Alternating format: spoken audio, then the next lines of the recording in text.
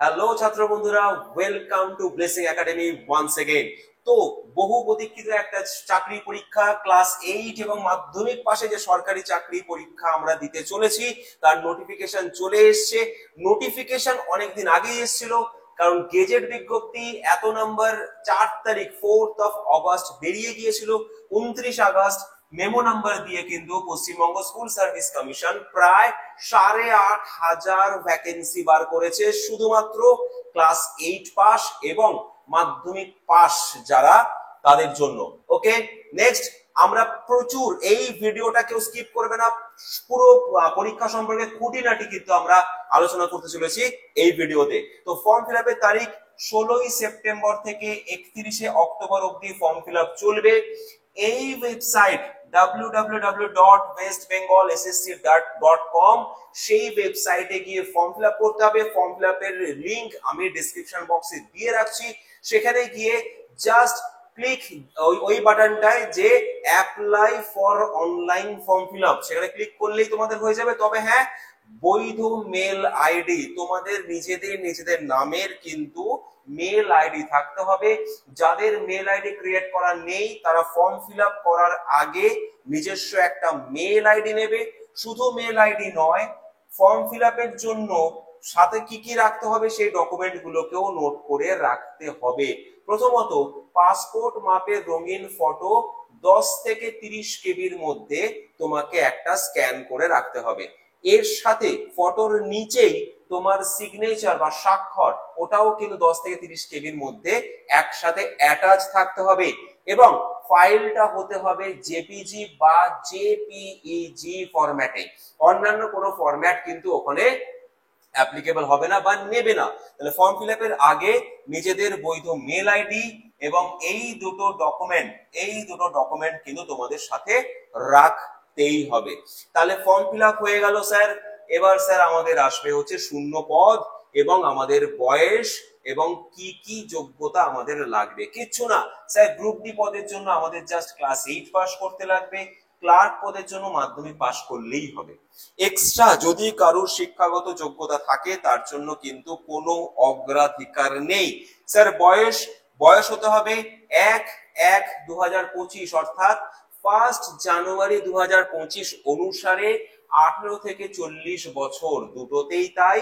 এবং ছাড়পত্র সরকারি নিয়ম অনুসারে যেরকম থাকে, অর্থাৎ তপশিলি 5 বছর, ওবিসি 3 বছর, প্রতিবন্ধী 8 বছর, দুটো ক্ষেত্রেই কিন্তু থাকবে।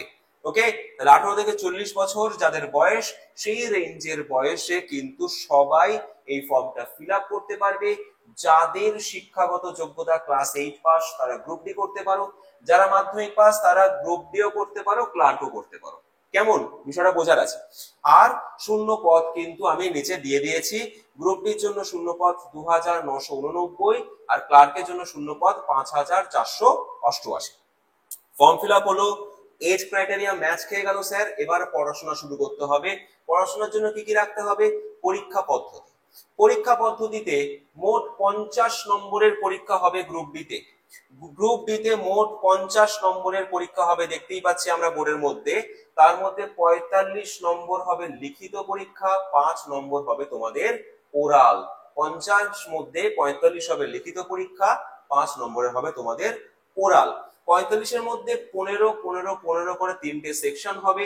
তার মধ্যে জেনারেল নলেজ আছে 15টা, কারেন্ট অ্যাফেয়ার্স আছে 15টা, অ্যারিথমেটিকের কোয়েশ্চেন, ম্যাথস এর কোয়েশ্চেন আসবে কিন্তু 15টা।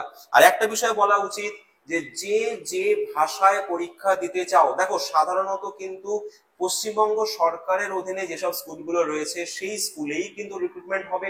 কিন্তু যে ভাষায় পরীক্ষা দিতে চাও বা যে ভাষায় পরীক্ষা দিতে তোমাদের ইচ্ছুক, সেই ভাষা কিন্তু তোমাদের পাঠ্য বইয়ের মধ্যে বা পাঠ্য সিলেবাসের মধ্যে, তোমাদের শিক্ষাগত যোগ্যতার মধ্যে প্রথম পেপার, দ্বিতীয় পেপার বা তৃতীয়বার, প্রথম পত্র, সেকেন্ড পেপার বা থার্ড পেপারের মধ্যে থাকতেই হবে সেই পেপারটা। ওকে, তাহলে আমাদের কি বললাম, জেনারেল নলেজ 15 নম্বর, কারেন্ট অ্যাফেয়ার্স 15, অ্যারিথমেটিক 15, এইভাবেই স্প্লিট করা থাকবে। তাহলে আমাদের কমপ্লিট হয়ে গেল আমাদের গ্রুপ ডি। স্যার ক্লার্ক পদের জন্য কি থাকবে? ক্লার্ক পদের জন্য মোট পরীক্ষা দিতে হবে আমাদের 100 নম্বরের। তার মধ্যে 60 নম্বরের থাকবে লিখিত পরীক্ষা, 10 নম্বরের একাডেমিক স্কোর, অভিজ্ঞতা 5 আর 10 নম্বরের ওরাল, আর কম্পিউটার টাইপ মিনিটে 20টি শব্দ তুলতে হবে কম্পিউটার টাইপ, তার জন্য 15 নম্বর। লিখে নেওয়া দরকার পয়েন্টগুলো। আর স্যার 60 নম্বরের লিখিত পরীক্ষার মধ্যে general knowledge, current affairs, arithmetic তো ছিলই আগের পার্টেও, এখানে কিন্তু জেনারেল ইংলিশ অ্যাড হলো 15টা কোয়েশ্চেন, 4 15 60। ওকে, পুরো বিষয়টা ক্লিয়ার করে নেওয়া দরকার। আর স্যার এই যে 10 নম্বরের যে একাডেমিক স্কোর থাকবে, কে কত নম্বর পাবে সেটাও কিন্তু প্রিডিফাইন্ড। 10 নম্বর একাডেমিক স্কোর যারা মাধ্যমিকে প্রথম বিভাগ ফার্স্ট ডিভিশন পেয়েছে তাদের 10, সেকেন্ড ডিভিশন যারা পেয়েছে তাদের 8, থার্ড ডিভিশন পি ডিভিশন যারা পেয়েছে তারাই হচ্ছে 6। এইভাবেই কিন্তু তোমাদের স্কোর গুলো, একাডেমিক স্কোর গুলো হবে।